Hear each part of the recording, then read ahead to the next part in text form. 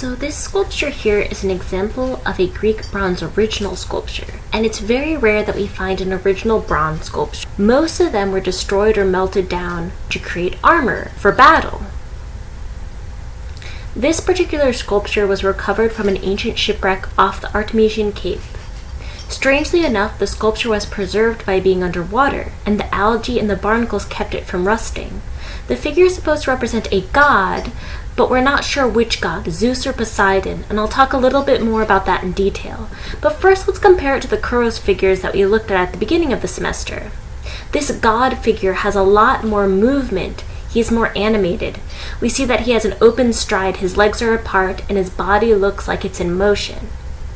Arms are raised, and the head is facing away from the viewer. This was made possible because of the use of bronze rather than marble. So unlike marble, bronze was strong enough to hold the outer limbs, which is why we had the arms and the legs kind of spread apart from the body.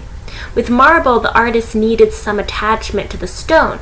For example, with the Kouros figure, the arms are attached to the body, but in the god figure, the arms are free.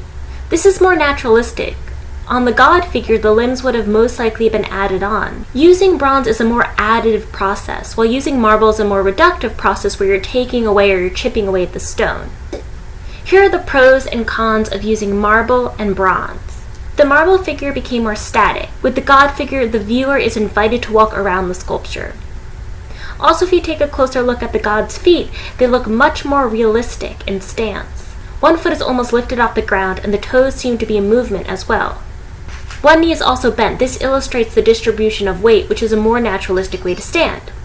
When the artist uses bronze, the figure is hollow. You can kind of tell that this figure is hollow when you look at the eyes. The eyes would have most likely been filled with some sort of gem or stone. So the big question surrounding this sculpture and the mystery is the sculpture supposed to depict Zeus or Poseidon? Zeus and Poseidon were both gods in Greek mythology. Poseidon is the god of the sea, while Zeus is the god of the Olympian gods on Mount Olympus. The way that someone would know which of these gods this sculpture is based on is by what he is holding in his hand. And as we can see, his hand is empty. The god Zeus would have been holding a thunderbolt, while Poseidon would have been holding a trident. In this case, we do not know what this figure would have been holding. However, most art historians believe that this was most likely Zeus because of the positioning of the hands. What do you think? Zeus or Poseidon? Do a little bit of your own research and write a paragraph convincing me why you believe this is either Zeus or Poseidon.